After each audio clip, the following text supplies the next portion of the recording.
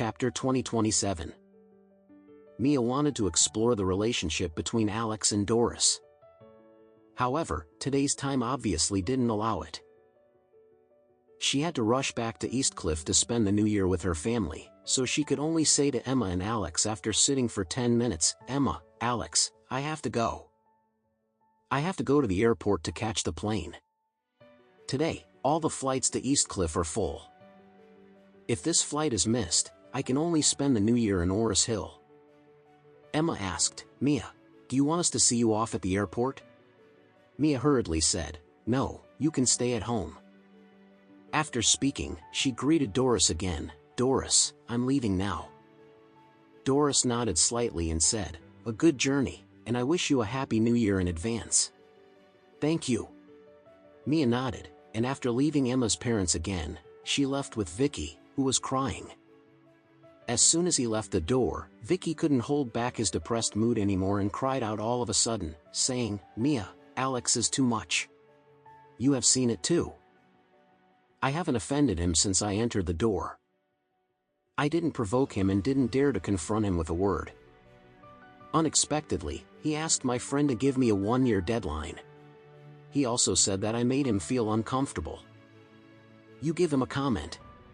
Mia sighed and said, "Brother, I suspect that the reason why Alex looks unpleasant to you is because your attitude towards Doris is a bit too ambiguous."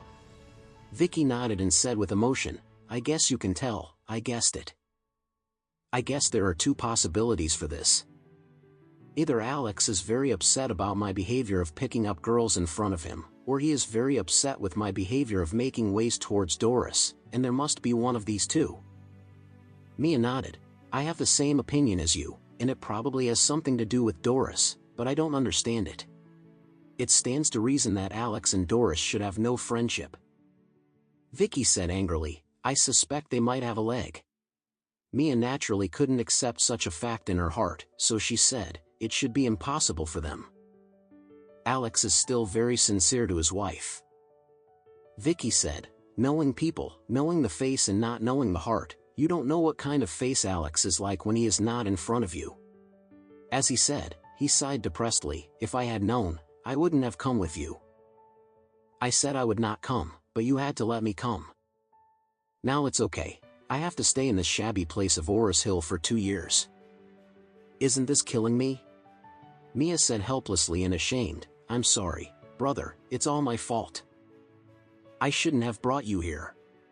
Vicky wiped a tear and said, "Instead of saying sorry to me, you should think of a way to persuade Alex to spare me as soon as possible."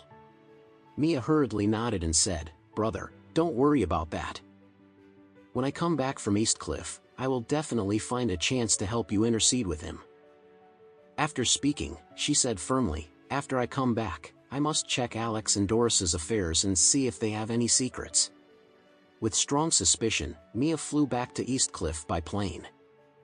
Vicky had no money in his pocket and didn't dare to make trouble in Orris Hill, so he could only return to the village in the city slumped.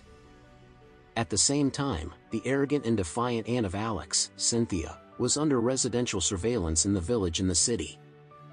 This New Year's Eve would be the worst New Year's Eve that the two of them had ever had in their lives. Just as tragic, there was the Richard family.